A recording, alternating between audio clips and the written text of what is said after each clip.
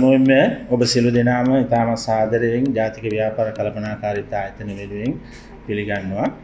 ඒ වගේම මෙම අවස්ථාවට සැපෙමිනි ප්‍රධාන අමුත්තාවන විශේෂඥ වෛද්‍ය අසේල ගුණවර්ධන මහත්මයාණනි. ඒ වගේම මේ ඉතාමත් වැදගත් අවස්ථාව නියෝජනය කරමින් ඒ සඳහා දායකත්වය දුන් ඒ සඳහා කටයුතු කළ ආචාර්ය ආනන්ද චන්ද්‍රසේකර මහත්මයාණනි සහ සියලුම සම්භාවනීය අමුත්තනි.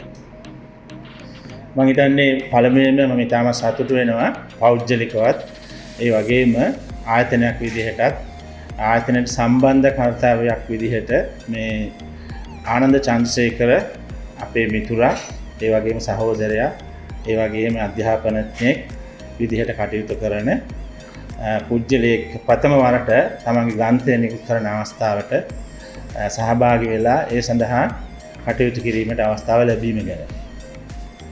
අපි දන්නවා නැවත වරක් අපි සඳහන් කරන්න ඕන මේ අවස්ථාවට අපි සහභාගී කරගන්න අපේක්ෂා කරා ශ්‍රී ලංකාවේ ඉතාමත් වැදගත් තනතුරක් දරන මේ අවස්ථාව ඉතාමත් දුෂ්කර කර්තව්‍යයක් ඉෂ්ට කරන ඔගොල්ලෝ කවුරුත් දන්නා පරිදි විශේෂඥ වෛද්‍ය අසේල ගුණවර්ධන මහත්මයා. ඒකත් මට වැදගත් ප්‍රධාන හේතුව තමයි එතුමත් එක්ක එකට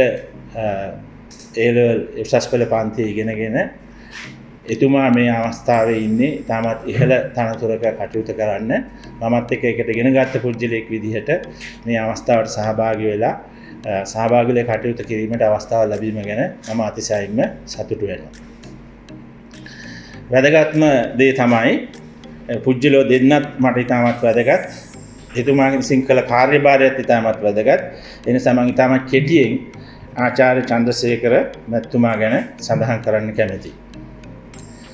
අපි දන්නා පරිදි ඔහු ප්‍රථම විදිහටම වෛද්‍ය විද්‍යාව ගැන විශේෂයෙන්ම AMP එහෙම නැත්නම් සහකාර වෛද්‍ය සේවය පිළිබඳව ඉගෙනගෙන අවුරුදු 10ක් තිස්සේ රජයේ වෛද්‍ය ශාලාවල කටයුතු කරලා අධ්‍යක්ෂින් සහිතව පසුව විශ්වවිද්‍යාපීඨයේ පෝෂණය පිළිබඳව අධ්‍යයනය ලැබලා සිඩ්නි විශ්වවිද්‍යාලයෙන් ආචාර්ය උපාධිය පෝෂණය පිළිබඳව ලබාගෙන නැවත ආරක් පෙරදින විශ්වවිද්‍යාලයට පැමිණ සේවය කර අවුරුදු 5ක් පමණ. ඉන් පසුව මම හිතන්නේ දැනට ඔහු සේවය කරන්නේ මේ වයඹ විශ්වවිද්‍යාලයේ ජ්‍යෙෂ්ඨ කතිකාචාර්යවරයෙක් විදිහට. ප්‍රථමයෙන්ම ඔහු අධ්‍යාපනය ලැබුවේ මහනුවර කිංසුඩ් විද්‍යාලයේ. ඉතින් මේ වගේ ඔහු ගැන කතා කරනවා නම් ඉතාමත්ම දක්ෂ විවිධ ශේෂ්ත්‍රයන් තුළ අධ්‍යාපනය ලැබලා අපි කවුරුත් දන්නා පරිදි මේ ශේෂ්ත්‍රය තුළ දැනට වඩාත් වැදගත් වෙන්නේ ඒ බහුවිධ කාර්යභාරයක් කළ හැකි දක්ෂ පුජ්‍යලයන්. ඉතින් එතුමා ඒ සම්බන්ධව ප්‍රවීණයෙක් බව අපිට සඳහන් කරන්න කැමැතියි. ඔහු විශේෂයෙන්ම ප්‍රගුණ කරලා තියෙන්නේ මේ පෝෂණය පිළිබඳව විවිධ අදහස් පුවත්පත්වලට ප්‍රකාශ කරමින් තමන්ගේ හැකියාව අනුව ඒ පිළිබඳව දැනුම සමාජයට ලබා දෙමින් විවිධ ආකාරයේ කටයුතු කරලා ඒ පිළිබඳව විශේෂඥ දැනුමක් ලබා ගැනීම තුළින් මම හිතනවා ඔහුගෙන් ඉතාමත් වැදගත් සේවයක් ඉදිරියේදී සහ කළ සේවයත් ඒ වගේම ඉදිරියේදීත් ඔහුට හැකියාවක් ලැබෙයි කියලා. ඉතින් ඒ හින්දා තමයි අපි මම හිතන්නේ ප්‍රථමයෙන්ම ඔහු ග්‍රන්ථයක් විදිහට ඔහුගේ අදහස් සමාජගත කිරීම සඳහා මේ අවස්ථාව කරගෙන තියෙනවා. ඒ තුලින් මම හිතනවා මේ සමාජයේ පෝෂණය පිළිබඳ විවිධ මත විවිධ දේවල් කතා කරන මේ කාලේ ඉතින් ඒ නිසා ඉතාමත්ම වැදගත් වෙයි ඒ පොත කියවලා යම්කිසි දැනුමක් ලබාගෙන ඒ තුලින් පුජ්‍යලේ සෞඛ්‍යමය ජීවිතයක් ගත කිරීමට තමන්ගේ ජීවිතයේ සෞඛ්‍ය තත්ත්වය වැඩි දියුණු කිරීමට දායකත්වය ලබා දුන්නොත් ඒක මම හිතන්නේ මහඟු සේවයක්. ආචාර්ය ආනන්ද චන්ද්‍රසේකර මහත්තයාගේ විශේෂ ගුණයක් තමයි විශේෂයෙන් මේ සමාජයේ ඔහුට තිබුණා මම හිතන්නේ ඕස්ට්‍රේලියාවේ අධ්‍යාපනය ලැබලා එහි ගත කරන්න. නමුත් ඔහු කල්පනා කරා ඔහුගේ සේවය මේ මව් රටට ලබා දෙන්න ඕන කියලා. ඒ ගැන අපි අතිශයින්ම අගය කරනවා. අපි දන්නා පෞද්ගලිකවත් ඔහු ඉතාමත්ම කාර්යභාරයේ අංශේ තමන්ගේ වෛද්‍ය සේවයත් ඒ වගේ මේ පෝෂණය සම්බන්ධවත් මිල මුදල් නොතකා සමාජයට සේවයක් කිරීම සඳහා කැප වුණු පුජ්‍යලෙක්. ඒක අතිශයින්ම වැදගත්. මම හිතන්නේ මේ සමාජය තුළ වෛද්‍ය සේවය තුළ විවිධ ක්ෂේත්‍රයන් තුළ බලනකොට ඒ වගේ ප්‍රවීණයන් බිහි කිරීමට ලැබීම ගැන. ඉතින් ඒ නිසා මම හිතන්නේ මේ අවස්ථාව ඉතාමත් වැදගත්. ඒ අවස්ථාවේදී අපි කල්පනා කරන්නේ පුජ්‍යලයක් විදිහටත් මම සඳහන් කරන්න ඕන අපි ඊටාත්ම ළඟින්ම ආශ්‍රය කරපු පුජ්‍යලයක් මනුස්සකම ගත්තොත් එහෙම මම හිතන්නේ ඊටාත්ම තමන්ගේ හදවත තුළින්ම යම්කිසි කාර්යයක් කරලා යම්කිසි පුජ්‍යලයකට සේවයක් කරන්න අවශ්‍ය වෙලාවක මිතුරෙක් වෙන්න පුළුවන් තමන් ළඟට පැමිණි සේවාදායකයෙක් වෙන්න පුළුවන් ඒ සඳහා ඔහු උසස්ම සේවයක් කරන මම හිතන්නේ මානසික ගුණාංග වලින් ගත්තොත් එහෙම ඊටමත් ඉහළ තලයේ ඉන්න පුජ්‍යලයක් මේ සමාජය තුල. ඒ අතින් අපි අතිශයින්ම ස්තුතිවන්ත වෙන ඔබ සියලු දෙනාම මේ අවස්ථාවට සහභාගී වීම පිළිබඳව ඔහු ධෛර්යමත් කිරීම සඳහාත් ඔහුගේ සේවය ඉදිරියට ලබා ගැනීම සඳහාත් ඔබගේ පැමිණීම මම හිතන්නේ අතිශයින්ම වැදගත් ඔහු ධෛර්යවත් කිරීම සඳහා. ඉතින් මම නැවත වරක් ඔබ සියලු දෙනාම ඉතාම සාදරයෙන් මේ අවස්ථාවට පිළිගන්න ගමන් මම ආරාධනා කරනවා ආචාර්ය ආනන්ද චන්ද්‍රසේකර මහත්මයාට ඔබ ආමන්ත්‍රණය ලෙස. බොහොමත්ම ස්තුතියි ඔක්කොටම මෙතන පැමිණි සිටින විශේෂයෙන්ම මේ අපේ ආරාධනය පිළි අරගෙන මෙතෙන්ට පැමිණි සෞඛ්‍ය සේවා අධ්‍යක්ෂ ජෙනරාල් අපේ මිත්‍ර විශේෂඥ වෛද්‍ය අසීල ගුණවර්ධන එතුමාට අතිශයින්ම ස්තුතිවන්ත වෙනවා මේ අවස්ථාවේ මම හිතන්නේ ලංකාවේ වඩාත්ම වැදගත්ම පුරවැසිය මේ රාජ්‍ය සේවකයා එතුමා ඒ වගේ කෙනෙක්ව මේ අවස්ථාවට ගැනීම මම හිතන්නේ තාමත් වාග්යක් හැටියට සලකනවා. ඊළඟට මගේ මිත්‍ර ආචාර්ය ආනන්ද කුලසූරිය මේ අවස්ථාව සංවිධානය කිරීම මට හිතා ගන්න බැරි තරම් හොඳට සංවිධානය කරා. ඒ ගැන මට අතිශයින්ම සන්තෝෂයක් තියෙනවා. එතුමාට මම විශේෂයෙන්ම ස්තුතිවන්ත වෙනවා මගේ බොහොම පරණ මිත්‍රයෙක්. අපි දෙන්න ඉතින් හැමතිස්සෙම මේ ගැන සාකච්ඡා කරා. ඉතින් එතුමා මට කිසිම දෙයක් කරන්න නොදී හැමදේම සංවිධානය කරා. එතුමාට බොහොම ස්තුතිවන්ත වෙනවා. ඊළඟට මේ අවස්ථාවට පැමිණි හැමෝම මගේ හිතට බොහොම සමීප අය. මගේ ඥාති මගේ මල්ලි ලා ඉන්නවා. ඊට අමතරව අනිත් අය ඔක්කොම මගේ පුද්ගලිකව මගේ ජීවිතේට බොහොම සමීප පුද්ගලයෝ සහ ඇකඩමික් මගේ අධ්‍යාපන කාර්යයට සම්බන්ධ අය.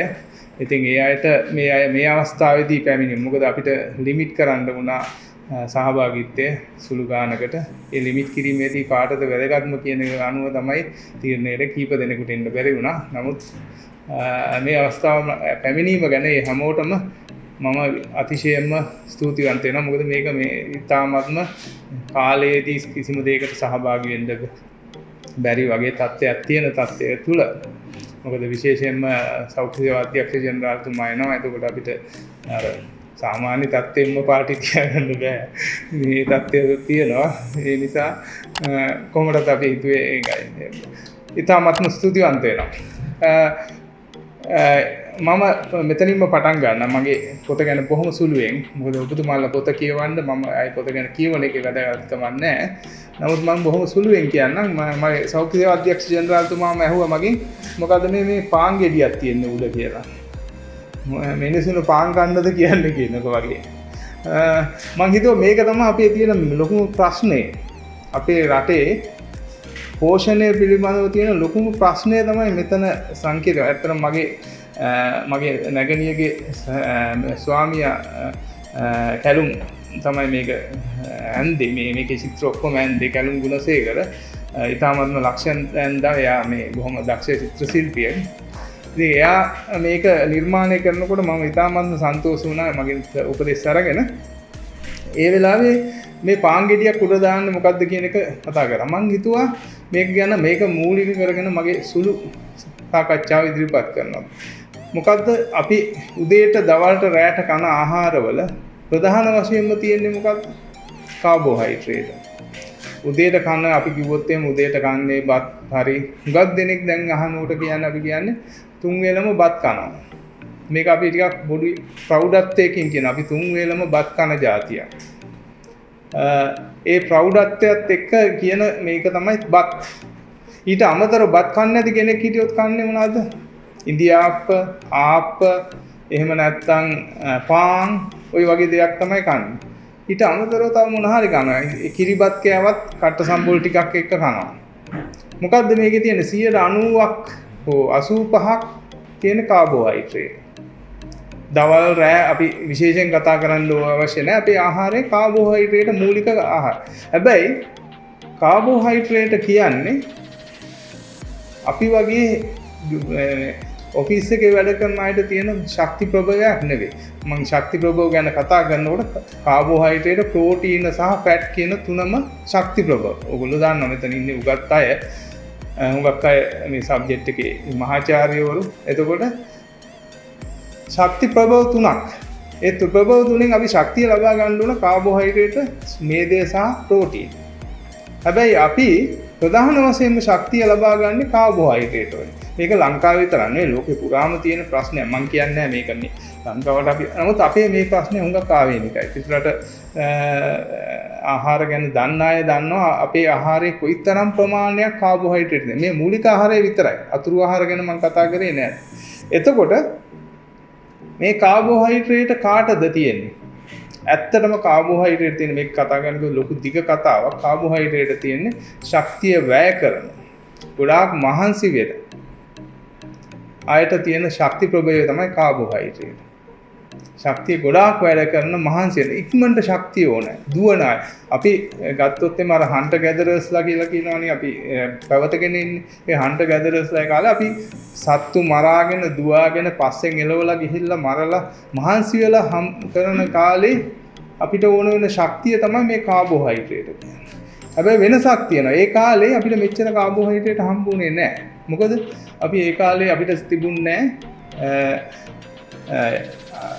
ක්‍රමයක් අපි දැන් කන ආහාර හදාගන්න විදිය. ප්‍රොසෙසින් කියලා දෙයක් තිබුණේ නැහැනේ. දැන් අපි ගත්තොත් අපි ඔක්කොම ජාන සැකස්ම බැලුවොත් එම් අපේ ජීනෝම් එක හන්ටර් ගැදරර්ස් ලගේ ජීනෝම් එකට සමානයි. කිසි වෙනසක් වෙලා නැහැ. හැබැයි අපි කන ආහාර මහ විශාල විදියට වෙනස් වෙලා තියෙනවා. මොකද්ද වෙනස් වෙලා තියෙන්නේ? එකක් තමයි ඒ කාලේ අපිට තිබුණේ ධාන්‍ය ආහාර. ඒ ධාන්‍ය ආහාර මේ කියන්නේ දීහස් කරලා ඒක ප්‍රොසෙස් කරලා කන්න බෑ. එතකොට ඒගොල්ලෝ ධාන්‍ය කියන જાතියක් කෑවේ නෑ ඒ කාලේ. කෑවේ සතෙක් මරා ගත්තොත් මස් කනවා. එහෙම නැත්නම් අලයක් මේ ගහක තියෙන වැලක තියෙන අලයක් ගන්නවා. එහෙම නැත්නම් ගහෙක ගෙඩියක් කනවා. හැබැයි දැන් අපි මොකද කරලා තියෙන්නේ? අපි ප්‍රොසෙසින් පුරුදු වුණා. පුරුදු වෙලා අපි ධාන්‍ය ප්‍රොසෙස් කරන්න පටන් ගත්තා. පටන්ගෙන අපි ධාන්‍ය වැඩියෙන් ගත්තා. අපේ ආහාරයේ ධාන්‍ය ප්‍රමාණය වැඩි වුණා. ඊට සමානුවම අපේ ක්‍රියාකාරීත්වයත් අඩු වුණා. ඉස්සර අපි සතෙක් මරලා කාලා එලවලා ගිහිල්ලා කාවා බැරි මිනිහා මැරලා යනවා. බැරි එක්කෙනා සටනෙන් පරදින එක්කෙනා අයින් වෙනවා. දැන් අපිට එහෙම වෙන්නේ නැහැ. දැන් අපිට ළඟ තියෙන කඩේට ගිහිල්ලා සුපර් මාකට් එකට ගිහිල්ලා ඕන දෙයක් ගන්න පුළුවන්. හැබැයි අපි ආහාරය වෙනස් කරේ නැහැ. අපිට අවශ්‍ය වෙන කාබෝහයිඩ්‍රේට් මූලික උච්ච ආහාරය අපි ඒක ඔළුවේ උඩ තියාගෙන හිටියා. මේ ඔළුව උඩ තියාගෙන ඉන්නේ කාබෝහයිඩ්‍රේට්. ඒක තමයි මම මේ කියලා තියෙන්නේ. ඒ කාබෝහයිඩ්‍රේට් මගින් මොකද වෙන්නේ? අපිට අනවශ්‍ය කාබෝහයිඩ්‍රේට් අපේ ඇඟේ ඇතුලේ තැම්පත් වෙනවා. ශක්තිය හැටියට.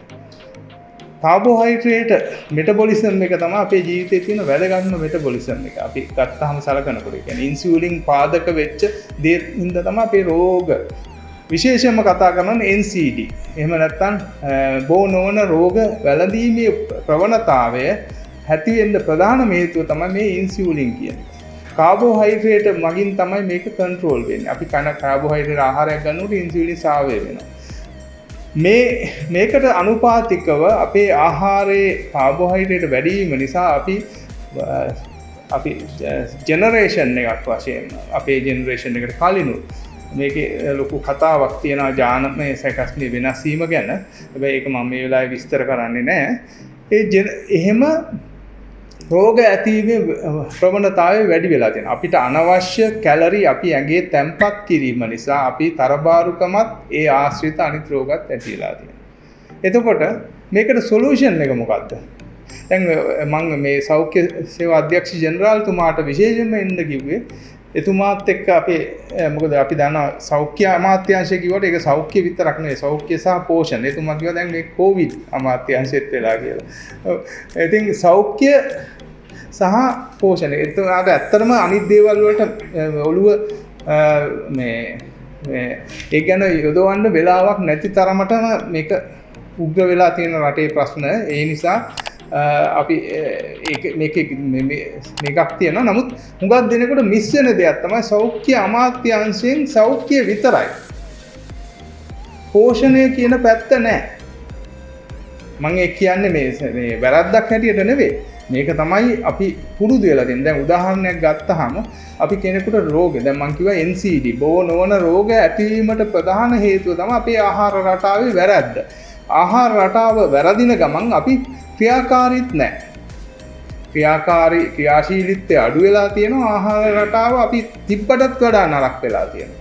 අපි බොහොම ඒ කියන්නේ අපි ගන්න ආහාරවල තියෙන මේ කාබෝහයිඩ්‍රේට් ප්‍රමාණයත් ඒවා සුද්ධ කරලා ගන්න ප්‍රමාණයත් වැඩි වෙලා තියෙනවා. හැබැයි අපි ඒවා වියදම් කරන්න අපේ ශක්තිය වැය කරන්නේ නැහැ. එතකොට ඒ ඉතුරු වෙන ශක්තිය අපේ ඇඟේ ඉතුරු වෙලා අපිට ලෙඩ රෝග හැදෙනවා. එතකොට මේ ලෙඩ රෝග වලට විසඳුම මොකක්ද? NCD ක්ලිනික් තියෙනවා අපේ. ස්පිරිතාලවල NCD ක්ලිනික් තියෙනවා. මේක හොඳයි. ඇත්තටම ඉස්සර අපි ඉගෙන ගන්න කාලේ NCD ක්ලිනික් කියලා જાතියක් තිබුණා. දැන් හැම රෝහලකම NCD තියෙනවා. කියන්නේ මේක ප්‍රශ්නයක් තියෙනවා කියලා දැනගන්න. ප්‍රශ්නේ NCD මතක තියාගන්න ඕනේ. NCD කියන්නේ හෘද රෝග, දියවැඩියාව විතරක් නෙවෙයි. පිළිකා රෝගත් NCD. බොනවන රෝග මේ කොට්ටාශයම තමයි. එතකොට මේ රෝග වැඩි වෙලා තියෙනවා, ප්‍රශ්නයක් තියෙනවා කියලා අපි අඳුරගෙන තියෙනවා. හැබැයි අපේ ප්‍රතිඵලය තියෙනවද? මම බොහොම කනගාටුයි කියන්න මම මේ සිස්ටම් එකට දෝෂ කරන්නේ. ඇත්තටම සිස්ටම් එක අපි දැනුවත් කරලා නැහැ. මේ රෝග වල වළැක්වීමේ හේතුව අපි නැහැ. අපි NCD ගේ උදාහරණයක් මට ප්‍රෙෂර් එක වැඩි වුණොත් මම කරන්නේ ළඟ තියෙන රෝහලට යනවා. රෝහලට ගියාම ප්‍රෙෂර් බලනවා ડોක්ටර්. ඊට පස්සේ NCD ක්ලිනික් එන්න කියනවා. NCD ක්ලිනික් ගියාම මට අධික රුධිර පීඩනයට පෙති දෙනවා. මම මැරෙනකම් ওই පෙති ගන්න. එන්න පෙති ප්‍රමාණය වැඩි වෙනවා. ඊට පස්සේ මට අනිත් අතුරු රෝගත් එනවා සමහර ලාවට. ඒ කියන්නේ දියවැඩියාව, කොලෙස්ටරෝල්, ඊළඟට හෘදයාබාධයකින් මැරෙනවා. මම කියන්නේ මේ සිස්ටම් එකේ කොතනද තියෙන්නේ අර අපේ ප්‍රශ්නේ අඳුරගෙන මේක රිවර්ස් කරන්න. ඒ මුල් අවස්ථාවේ අපි රිවර්ස් යම් මං කියන්නේ නෑ ඕවර්ऑල් එහෙම නොවෙනවා කියලා. අනිවාර්යෙන් හුඟක් තැන්වල එහෙම කරනවා යම් අවස්ථාවක. නමුත් මං හිතන්නේ මේක තමයි ප්‍රධානම දේ. මං ඒක කියන්නේ අනිත් වෛද්‍ය ක්‍රම හැල්ලුවටපත් කිරීම නෙවෙයි. පෝෂණය තමයි ප්‍රධානම දේ. අපි ජීවිතේට පොඩි ළමයෙක් උපදිනකොට කිලෝ 2.5ක් බරයි. කියමුකෝ සාමාන්‍ය අපි කිලෝ 55ක් 60ක් 70ක් 80ක් වෙනකම් වැඩි වෙනවා කියන්නේ පුද්ගලයා. ඒ ඔක්කොම අපි කන දේවල්. ඒ කන දේවල් අපි කන්ට්‍රෝල් නොකර අපිට එන රෝග ගැන අපි කොහොමද කන්ට්‍රෝල් කරන්නේ? අපි කරන්නේ ප්‍රෙෂර් කෙනෙකුට ප්‍රෙෂර් එක අඩු වෙන්න බෙහෙත් දෙනවා. කොලෙස්ටරෝල් වෙනකොට කොලෙස්ටරෝල් අඩු වෙන්න බෙහෙත් දෙනවා. හෘද රෝග, දියවැඩියාව වෙනකොට ඒක අඩු වෙන්න බෙහෙත් දෙනවා. හැබැයි අපි වර පුද්ගලයා එහෙම වෙන්න හේතු වෙච්චි කාරණාව අයින් කරගන්නේ නැහැ. මම කියන්නේ නැහැ කියන එක නෙවෙයි. මම කියන්නේ ඕවර්ऑල් මේක අපේ ජනතාවගේ මතයකුත්. මිනිස්සුන්ට කිව්වොත් එහෙම ඔයාට දියවැඩියාව තියනවා කියලා පළවෙනි දේ එයා හිතන්නේ බෙහෙත් කොහොමද ගන්න. හැබැයි එයා හිතන්නේ මට දියවැඩියාව හැදුනේ මගේ ජීවන රටාවේ ප්‍රශ්නයක්.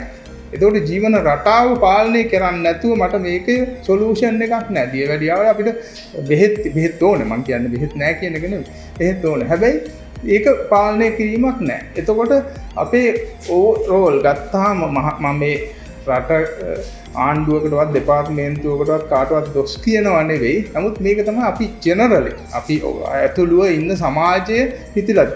සමාජයේ කාට හරි කෙනෙකුට අපි කිව්වොත් එහෙම පෝෂණ සායනයකුයි මෙඩිකල් සායනයකුයි වෛද්‍ය සායනයකුයි තියනවා කියලා පෝෂණ සායනයට සෙනග නැහැ. වෛද්‍ය සායනයට පිරීලා සෙනග ඉන්නවා. මොකද බෙහෙත් දෙනවනේ. බෙහෙත් තරම් යන්න දෙනවා. මම ඒක අත්දැකලා තියෙනවා. මම සමහර මගේ යාළුවෝත් එක්ක ක්ලිනික් කරලා තියෙනවා. ඒගොල්ලෝ මෙඩිකල් මේක කරනවා. ඊට කලින් එයා කියනවා ඔයා පෝෂණය පිළිබඳ දෙසුමක් දීලා මේගොල්ලන්ට සායන දෙන්න. අතන ඉඳගෙන ඉන්න මිනිස්සයා දගලන්නේ අර පොලිමට දුවන්නේ. මොකද කිසිම කෙනෙකුට ඕනේ නැහැ තමන්ගේ ඒ කියන්නේ ජීවන රටාව වෙනස් කරන්න. මේක ලයිෆ් ස්ටයිල් චේන්ජ් එකක් වෙන්න ඕනේ. මේක වෙන්නේ නොවි මේ ප්‍රශ්නේ විසඳන්න බෑ. මේක එන්න උග්‍ර වෙනවා. මේක අපි තේරුම් ගන්න ඕන. මේක නිකන් අර යට තියෙන බෝම්බයක් වගේ. අපි දන්නේ නැහැ. එතකොට මේකට විසඳුමක් ඕනේ. මම තව එක දෙයක් කියන්න. දැන් වර්තමානයේ අපි දන්නවා මේ ආණ්ඩුව බොහොම කැමති වස විස නැති ආහාර වලින් පෝෂණය ගැන ගොඩක් දේවල් කතා කරනවා. ඒක හොඳයි. අපි ඒක ගැන වැරද්දක් දකින්නේ නැහැ. අපි මොනවා හරි තියෙනවා. හැබැයි අපි වැඩියෙන්ම රසායන ද්‍රව්‍ය කියලා ගන්නෙ මොනවාද? බෙහෙත්. අපි ගන්න බෙහෙත් වල කොච්චර රසායන ද්‍රව්‍ය තියෙනවද? මේවල කොච්චර සයිඩ් ඉෆෙක්ට්ස් තියෙනවද? අපි ඒව ගැන කතා කරලා තියෙනවා. මම කියන්නේ ඒක වැරද්දක් නෙවෙයි. ඒක ගන්න වෙනවා, කම්ප්‍රොමයිස් කරන්න වෙනවා. හැබැයි අපි ඒක වළක්වන්න, ඒක ගන්න ප්‍රමාණය අඩු කරන්න අපිට ස්වභාවිකව දේවල් තියෙනවා. අපි ගන්න ආහාර රටාව වෙනස් කරලා අපේ දියවැඩියාව කන්ට්‍රෝල් නොකර අපි බෙහෙත් වැඩියෙන් අරගෙන කන්ට්‍රෝල් කරන්න හදනවා. මේක වෙන්නේ නැති දෙයක්. විශේෂයෙන්ම type 2 diabetes කියන්නේ ඉන්සියුලින් රෙසිස්ටන්ට් එකක් හින්දා ඇති වෙන දෙයක්. ඒ කියන්නේ ඇඟේ තියෙන බොඩි එකේ සෛල ඉන්සියුලින් වලට ප්‍රතික්‍රියා කරන්නේ නැහැ. ඒතකොට අපි කරන්නේ මොකද්ද? බෙහෙත් වලින් හුඟක් බෙහෙත් වලින් කරන්නේ ඉන්සියුලින් වැඩි කරන එක. එහෙම නැත්නම් ඉන්සියුලින් දෙන එක. ඒතකොට සෛල වල වෙනස් වීමක් වෙන්නේ නැහැ. ඕක වෙනස් වෙන්න ක්‍රම දෙකයි පුළුවන්. එකක් ෆිසිකල් ඇක්ටිවිටි වැඩි කරන්න ඕන, අනිත් එක තමයි ආහාර පාලනය කරන්න. ওই දෙක නොකර වෙන දෙයක් කරන්න බෑ. ඔකට මැජික් බුලට් එකක් නැහැ. ඒක අපි තේරුම් ගන්නේ නැහැ. ඒක අපි තේරුම් ගන්න මම ඒකට රජේ රෝහල් වල තියෙන වෛද්‍ය පද්ධතියට මම දොස් කියන්නේ නැහැ. මොකද හේතුව අපි දන්නවා ක්ලිනික් එකකට ගියාම 500ක් විතර සෙනග. වෛද්‍යවරු දෙන්නේ 3 දෙනෙක් ඉන්නේ. ඒගොල්ලන්ට අරගොල්ලන්ගේ අඩු ගානේ රුධිර පීඩනය මනින්නවත් වෙලාවක් නැහැ.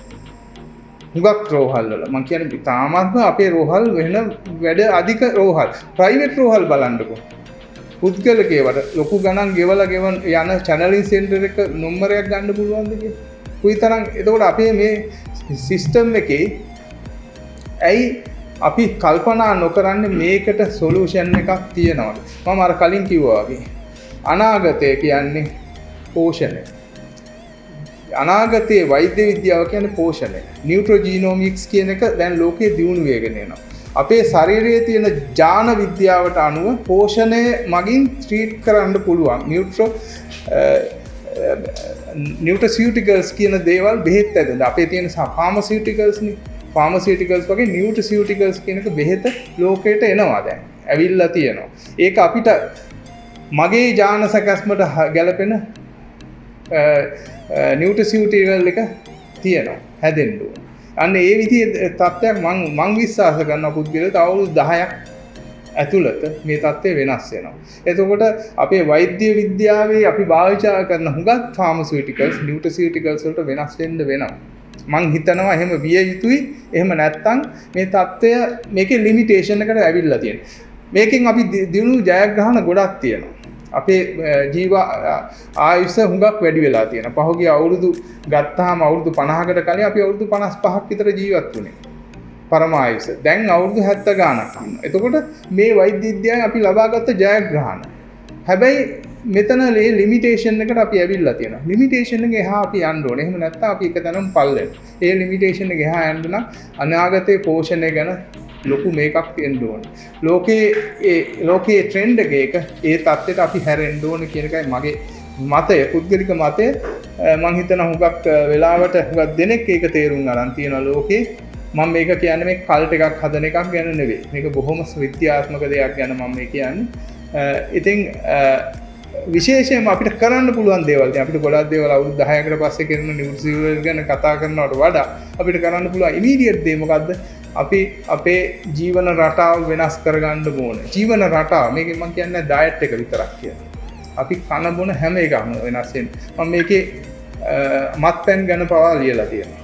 ඇයි එහෙම ලියලා තියෙන්නේ කියලා සමහර අය අහන්න පුළුවන්. කොහොම මේකට විරුද්ධ වෙන්න පුළුවන් මත්පැන්. මම කියන්නේ මම ඒකෙම කියලා දෙනවා. මේ අපි කියන elephant in the room කියලා කතාවක් තියෙනවා ඉංග්‍රීසියෙන්. ඒ කියන්නේ මේ කාමරේ අලියෙක් ඉන්නවා. හැබැයි අලියා ගැන අපි කතා නැහැ. අපි මේ පෝෂණය ගැන කතා කරනවා. මෙතන අලියා ඉන්නවා.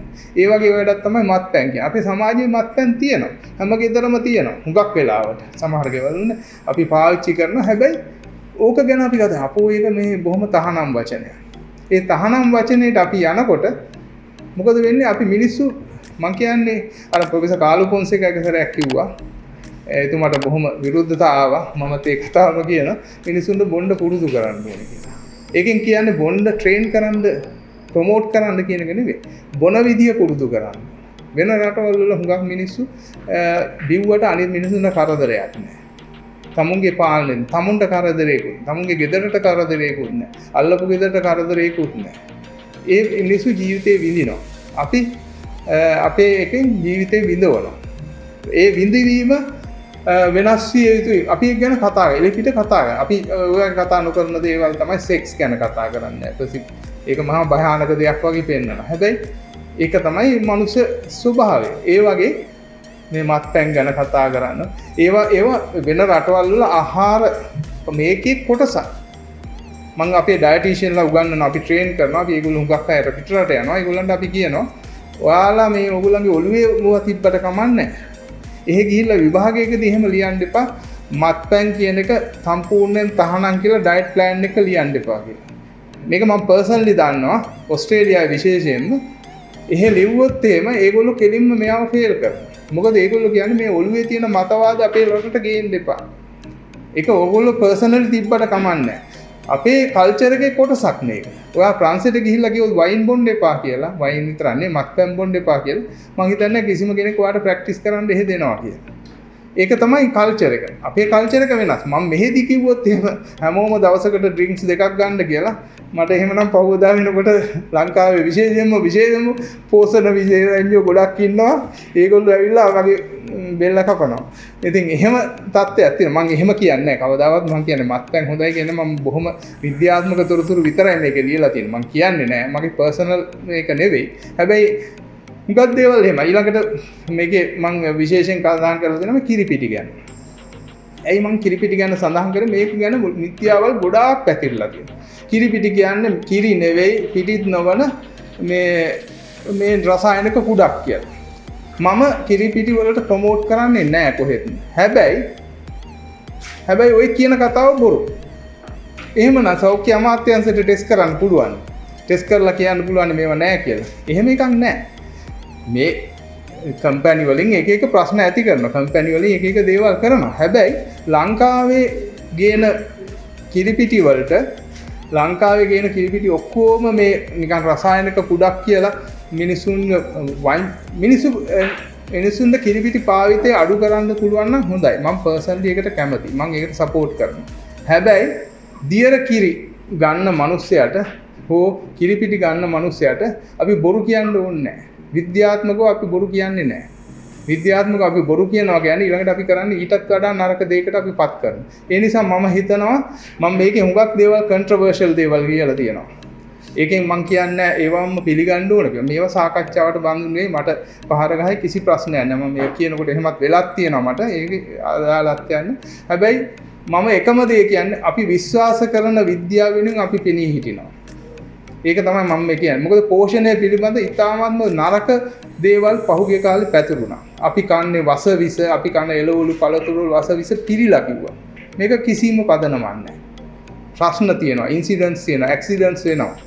හැබැයි අපි කන්නේ වස විස ගොඩාක් තිරිච්ච ආහාරයක් කියලා මිනිස්සුන්ට කීම තුලින් අපි කරන්නේ එකක් අපි වැරදි තොරතුරක් දෙන කිසිම පදනමක් නැති තොරතුරු නැති එහෙම නැත්නම් විකෘති කරන ලද තොරතුරු මහ ජනතාවට දෙනවා.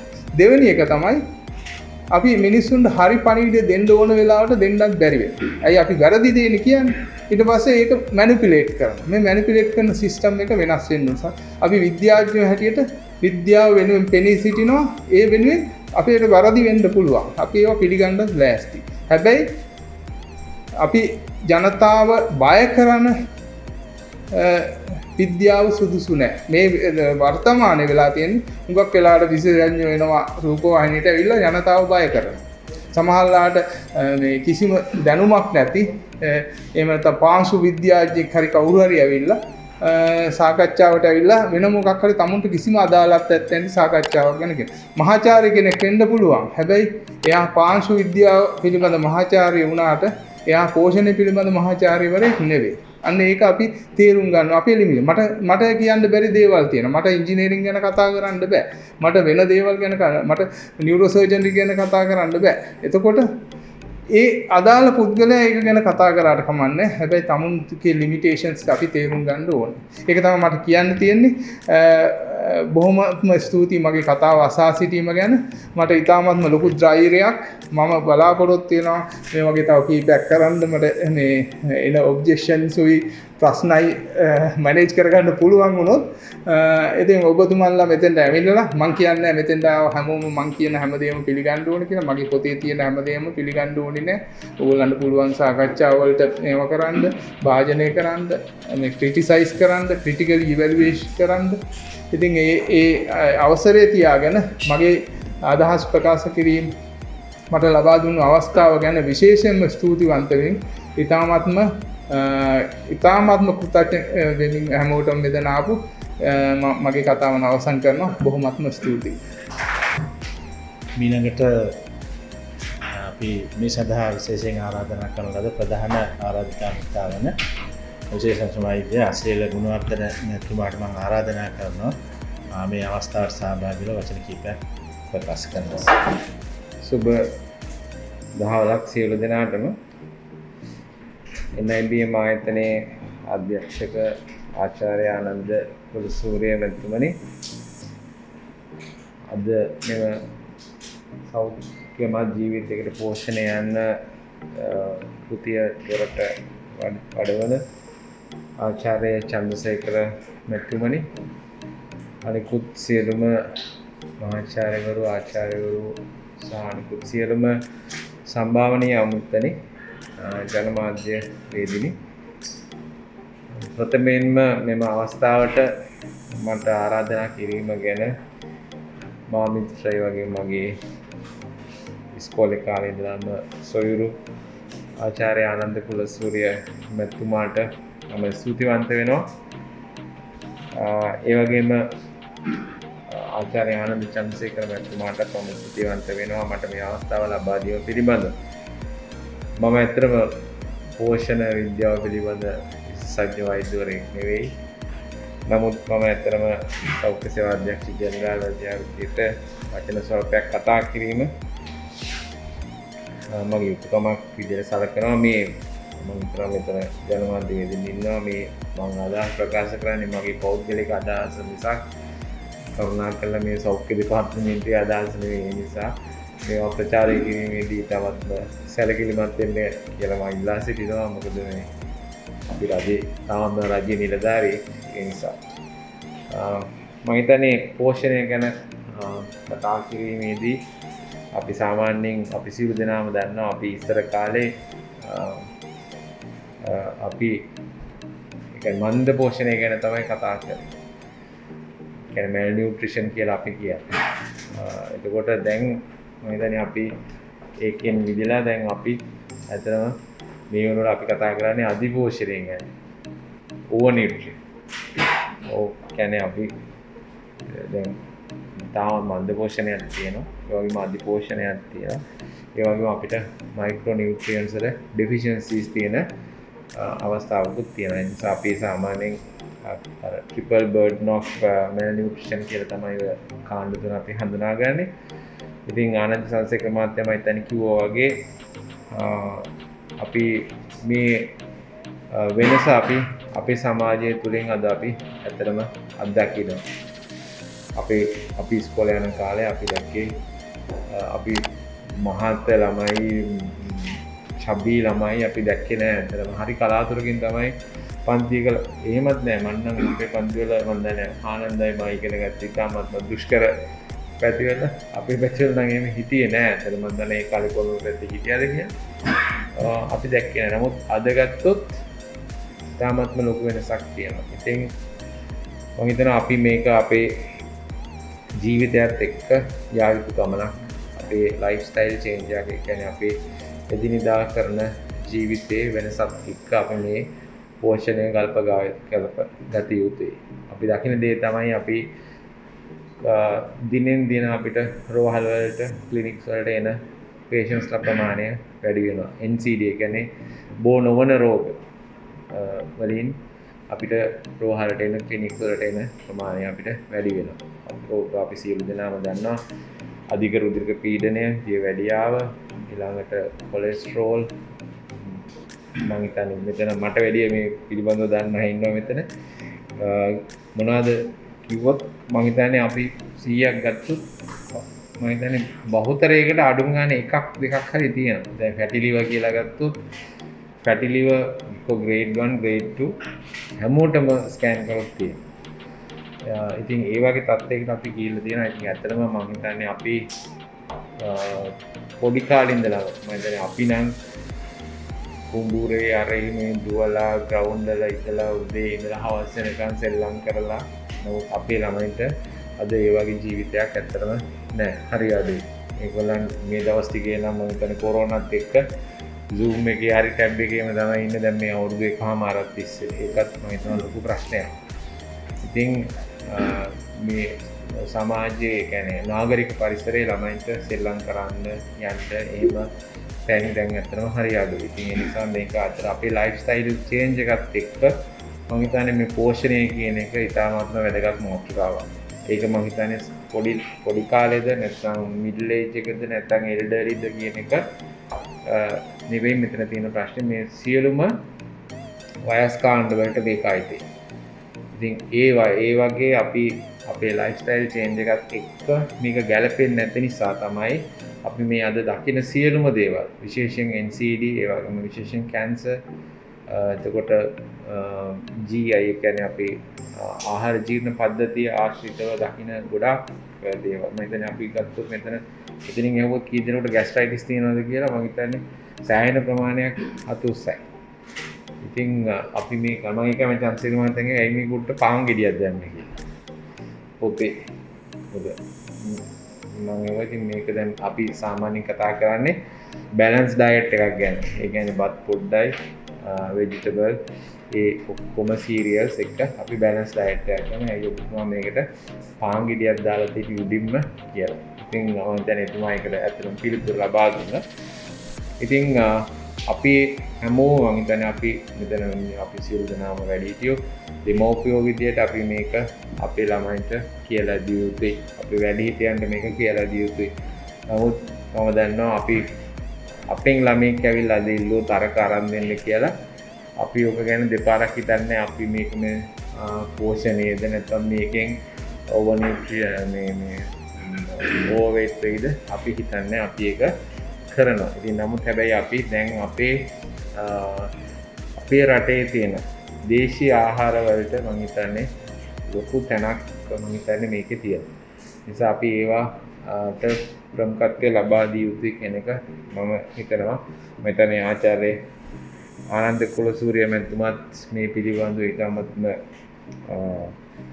දැඩිව කටයුතු කරන එක්කෙනෙක්. ඒ වගේ කියන්නේ ඕගනික් ෆුඩ් ඒ කියන්නේ දැන් අපි දන්නවා රාජ්‍ය ප්‍රතිපත්තියේ තීරණයක් ගත්තා ඕගනික් ෆර්ටිලයිසර්ස් මේවා කරන්න. ඉතින් මම කියන්නේ අපිට පුළුවන් නම් ඇතරම ඒවා යොදන්නේ නැතුව ආහාර හදලා එළවලු වකා කරලා ඒවා අපිට පරිභෝජනයට ගන්න මම හිතනවා අපිට ලොකු වෙනසක් ඉදිරියේදී අපිට දකින්න පුළුවන්.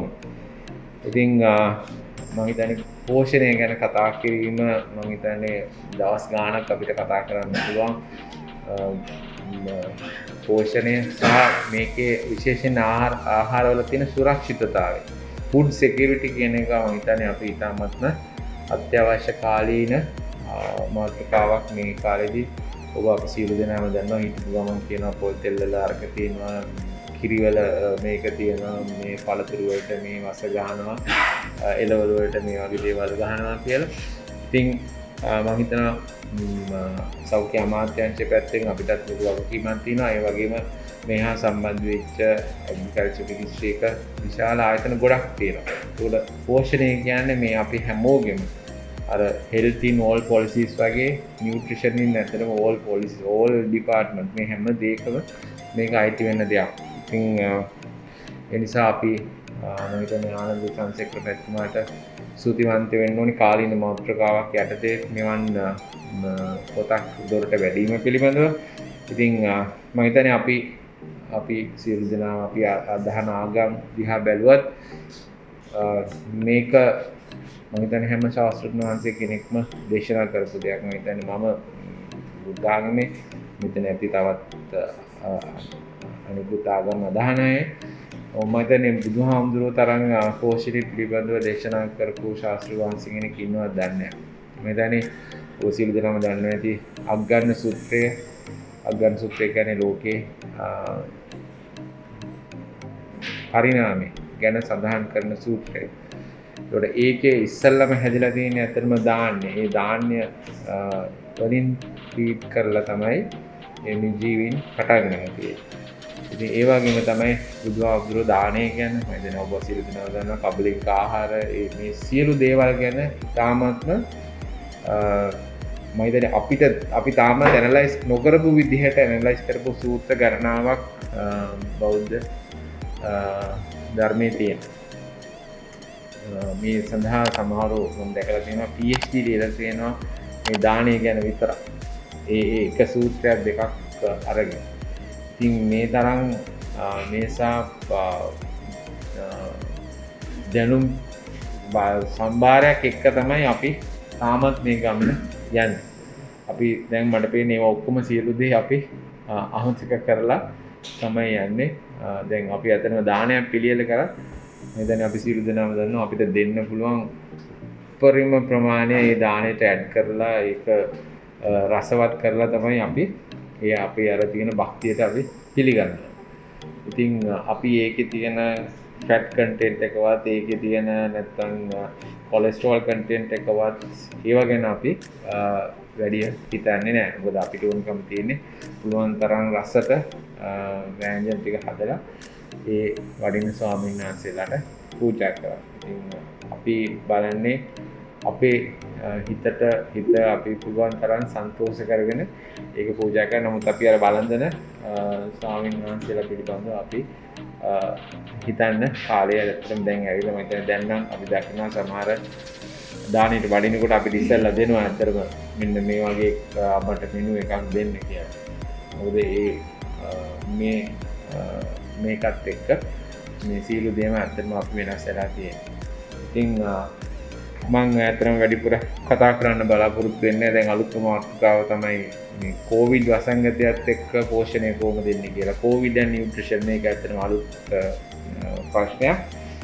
ඔබ සියලු දෙනාම දන්නවා මේ වෙනකොටත් රෝගීන් 22000කට ආසන්න ප්‍රමාණයක් අද වෙනකොටත් රෝහල් වල ප්‍රතිකාර ලබනවා. සොන මේගොල්ලන්ට දෙන කෑම වේල ගැන අපි වෙනම කෑම වට්ටෝරුවක් තමයි ඒගොල්ලන්ට ඇත්තටම ලබා දෙන්නේ. මේක පෝෂණය හොඳට හම්බෙනවා නම් මේකේ රිකවරි එක ඉක්මන් කියලා තමයි කියන්නේ. ඉතින් ඒ නිසා දැන් අලුතෙන් මෙන එක තමයි COVID and nutrition කියන එක. ඉතින් දැන් මේක ඇත්තටම පෝෂණය පිළිබඳව ලොකු කතිකාවතක් ඇති වෙලා තියෙන. මේක දැන් මෙඩිකල් නියුට්‍රිෂන් කියලා වෙනම පැත්තක් යනවා. නියුට්‍රිෂන් කියලා තව පැත්තක් යනවා. ඉතින් මේ විදිය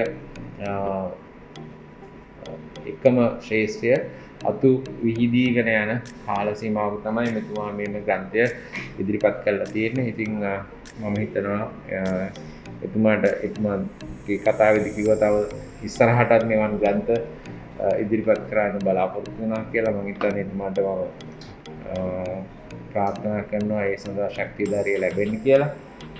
නැවත වරක් මම මිත්‍රානන්ද ආචාර්යානන්ද කුලසූරිය මෙතුමාට මේ අවස්ථාවට මම ආරාධනා කිරීම පිළිබඳව මම නැවත වරක් ස්තුතිවන්ත වෙනවා.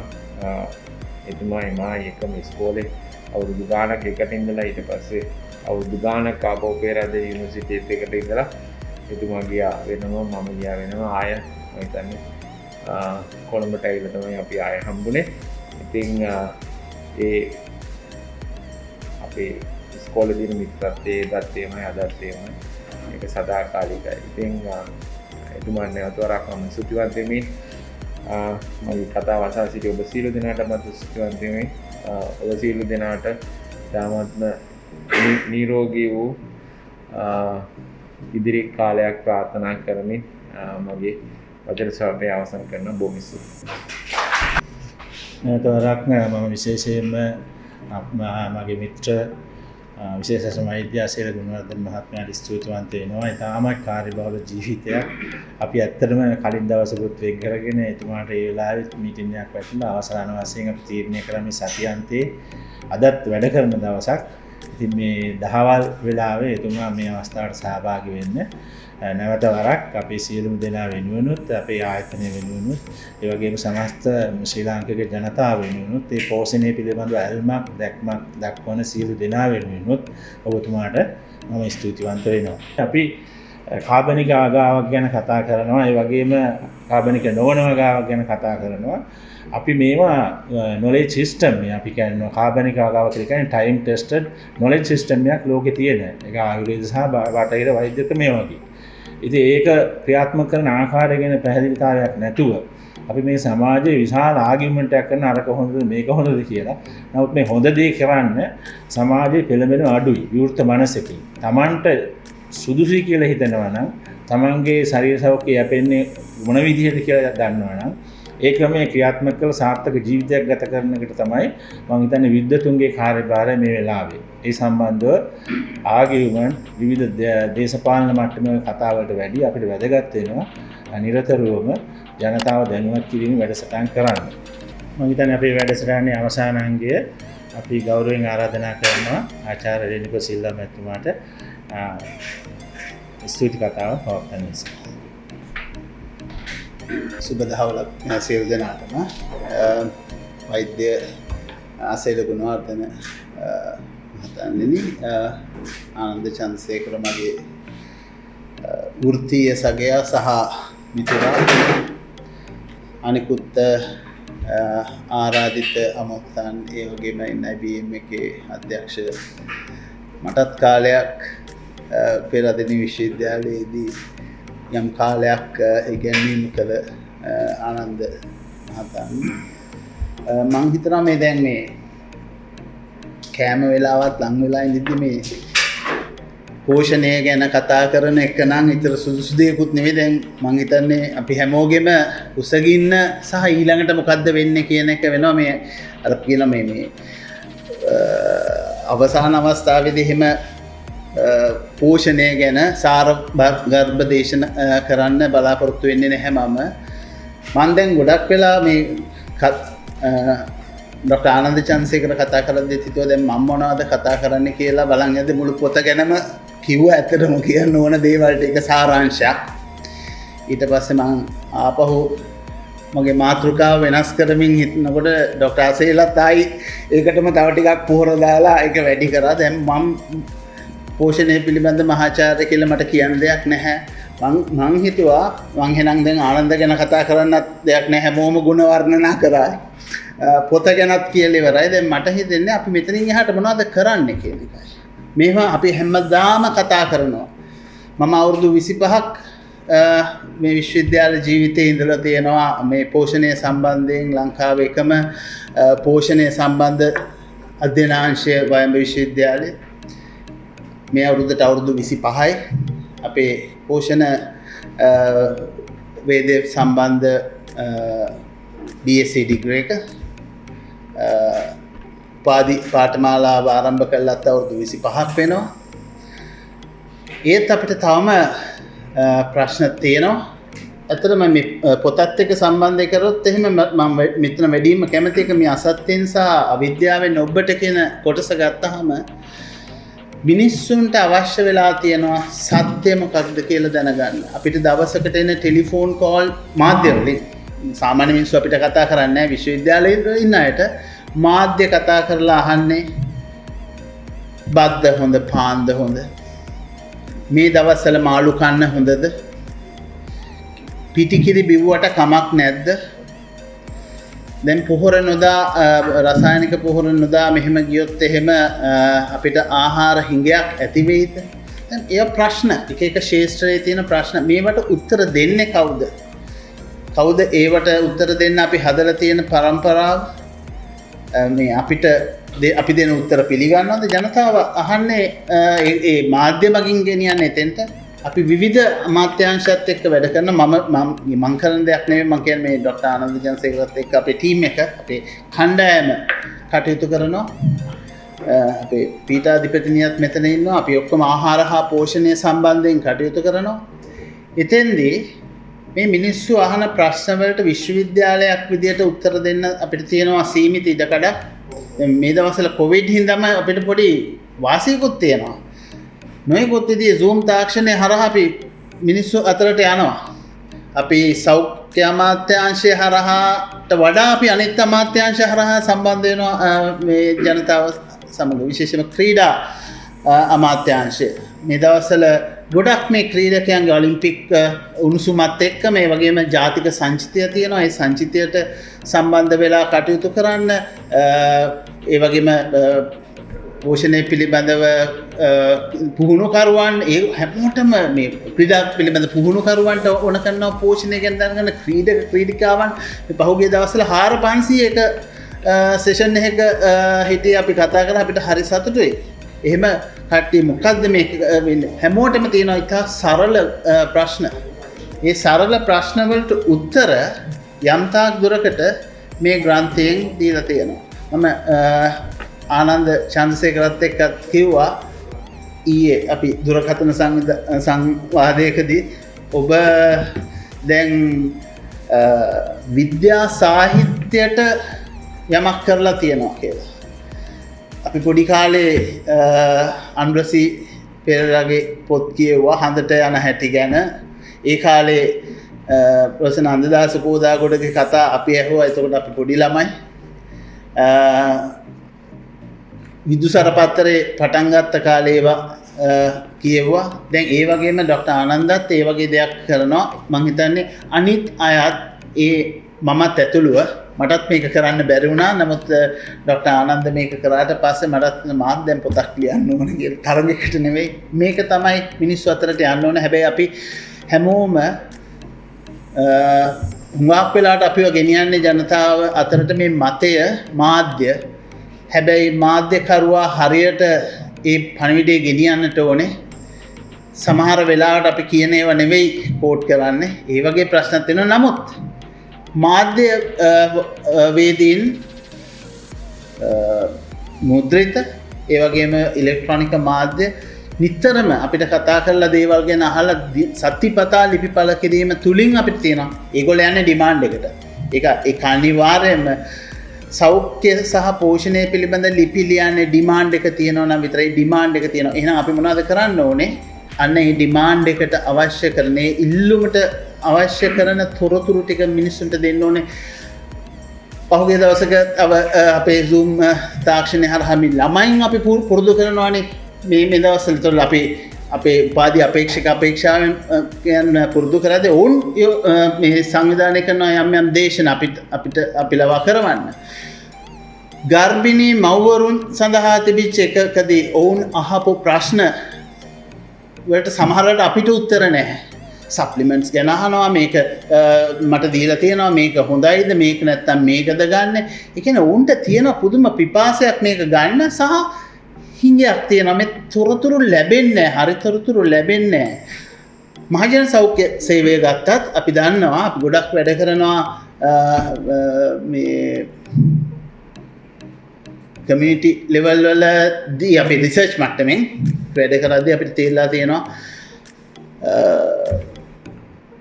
මිඩ්වයිෆ්ලා එහෙම නැත්නම් පෞල් සෞඛ්‍ය සේවිකාවන් හොඳ සේවයක් කරන අතරම උන්ගේ දැනුම සමහර දේවල් පෝෂණය සම්බන්ධයෙන් කියන්න තරම් දැනුමක් උන්ට නැහැ කියලා. ඉතින් එහෙමනම් අපි කාටත් තියෙනවා එක එක අංශේ කාටත් තියෙන වගකීමක්. අපි අපේ විශ්වවිද්‍යාලය විදිහට අපි කරන්නේ පෝෂණය සම්බන්ධයෙන්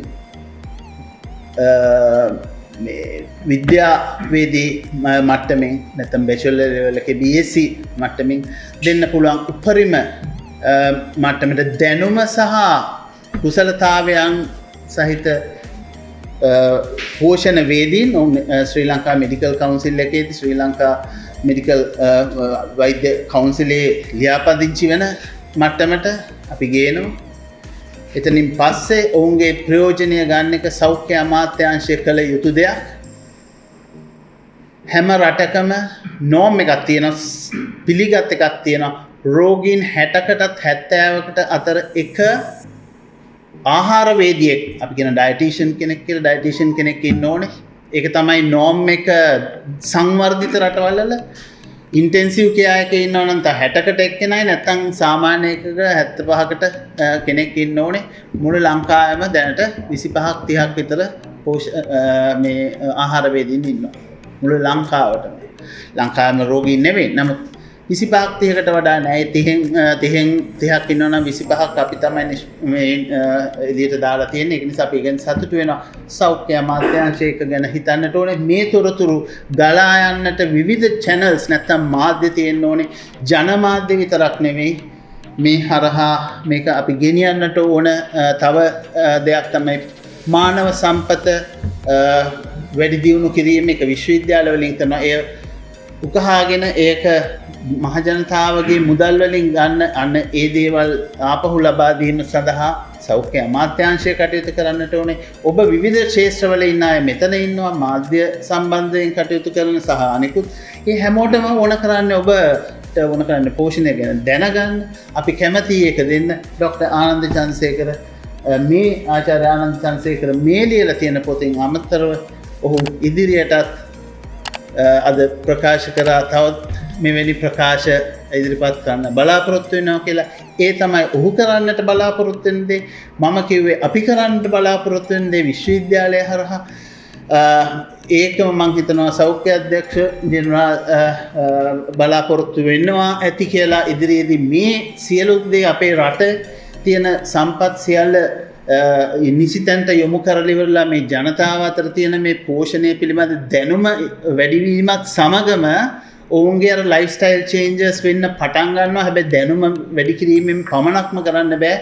ඒකට තව නොයෙකුත් දේවල් කරන්න ඕනේ. ඒකට පුහුණුවක් තියෙන මානව සම්පතක් ඇති වෙන්නට ඕනේ. මේ කරන කාර්යභාරය ඉතා කුඩා කොටසක් තමයි ආචාර්ය ආනන්ද චන්ද්‍රසේකර මෙතන කරලා තියෙන්නේ. කුඩා දේවල් එකතු වෙලා තමයි මම හිතන්නේ ලොකු දෙයක් සිද්ධ වෙන්නේ.